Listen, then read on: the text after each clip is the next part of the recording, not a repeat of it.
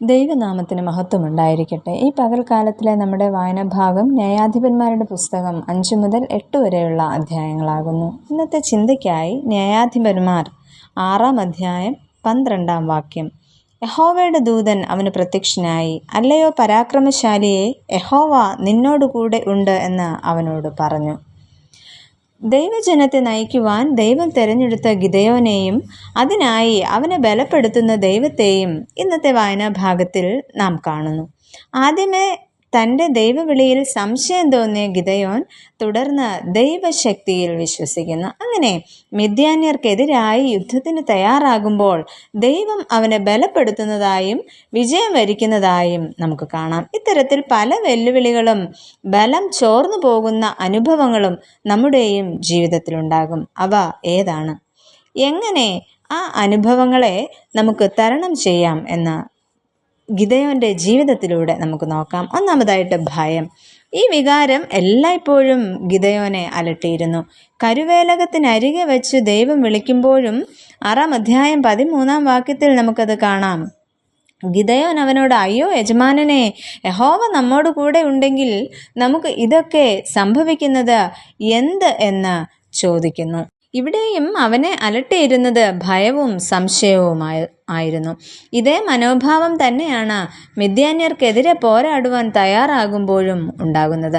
ശത്രു സൈന്യത്തിൻ്റെ പെരുപ്പവും ശക്തിയും ഗിദെയോനെ വല്ലാതെ ഭയപ്പെടുത്തുന്നു. തനിക്ക് വിജയിക്കുവാൻ സാധിക്കുമോ എന്ന് ചിന്തിക്കുന്നു. ആ ചിന്ത അദ്ദേഹത്തെ വല്ലാതെ അസ്വസ്ഥമാക്കുകയും ചെയ്യുന്നു. ഇത്തരത്തിൽ നമ്മുടെയും ജീവിതത്തിൽ ഭയം ഒരു തടസ്സമായി മാറിയേക്കാം. നമ്മുടെ സ്വപ്നങ്ങൾ പിന്തുടരുന്നതിൽ നിന്നും ലക്ഷ്യങ്ങൾ നേടിയെടുക്കുന്നതിൽ നിന്നും ഭയം നമ്മെ ചിലപ്പോൾ പിന്തിരിപ്പിച്ചേക്കാം. ഈ സാഹചര്യങ്ങളിൽ ദൈവം നമ്മോടൊപ്പമുണ്ട് എന്ന ഉറപ്പും ധൈര്യവുമാണ് നമുക്ക് ആവശ്യം. ഇത്തരത്തിൽ ആ ഒരു ഉറപ്പ് നേടിയ ഗിദെയോന് വിജയം വരിക്കുവാനായിട്ട് ഭയത്തെ അകറ്റി നിർത്തുവാനായിട്ട് സാധിക്കുന്നു. രണ്ടാമതായിട്ട് വിശ്വാസം. വിശ്വാസത്തെ തകർക്കുന്ന ഒരു കാരണവും ഭയമാണ്. എന്നാൽ ദൈവത്തിൻ്റെ നിർദ്ദേശപ്രകാരം മിദ്യാന്യരുടെ പാളയത്തിലേക്ക് ഇറങ്ങി ചെല്ലുമ്പോൾ ശത്രു സൈന്യത്തിൻ്റെ വാക്കുകളിലൂടെ ഗിദെയോൻ്റെ വിശ്വാസം വർദ്ധിക്കുന്നതായിട്ട് കാണുന്നു. ഇവിടെ ന്യായാധിപന്മാരുടെ പുസ്തകം 7-ാം അധ്യായത്തിൻ്റെ 14-ാം വാക്യത്തിൽ അത് നമുക്ക് കാണുവാനായിട്ട് സാധിക്കും.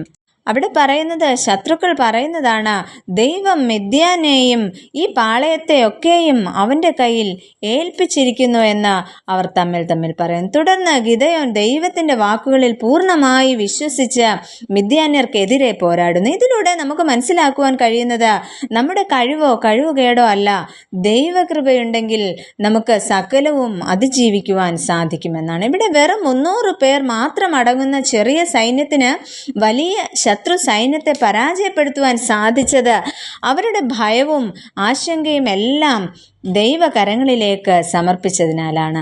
നമ്മെ ബലപ്പെടുത്തുന്ന ദൈവത്തിൽ നാമും ആശ്രയിച്ചാൽ നമുക്ക് അസാധ്യമായത് ദൈവം നിവർത്തിച്ചു തരും. പലപ്പോഴും നമ്മുടെ ജീവിതത്തിലും നമുക്ക് അസാധ്യമെന്ന് കരുതിയ കാര്യങ്ങൾ ദൈവം നിവർത്തിച്ചു തന്നിട്ടില്ലേ? നമ്മെ ബലപ്പെടുത്തുന്ന ആ ദൈവസന്നിധിയിലേക്ക് വിശ്വാസത്തോടുകൂടെ ഈ പ്രഭാതത്തിൽ നമുക്ക് അടുത്തു വരാം. നമുക്ക് പ്രാർത്ഥിക്കാം. പ്രിയ കർത്താവേ, സങ്കീർണവും ഞങ്ങളെ ഭയപ്പെടുത്തുന്നതുമായ ഞങ്ങളുടെ ജീവിത സാഹചര്യങ്ങൾക്ക് മധ്യത്തിൽ പതറിപ്പോകാതെ വിശ്വാസത്തോടെ അവിടുത്തെ സന്നിധിയിലേക്ക് അടുത്തു വരുവാൻ ഞങ്ങളെ ഏവരെയും സഹായിക്കണമേ. ആമേൻ.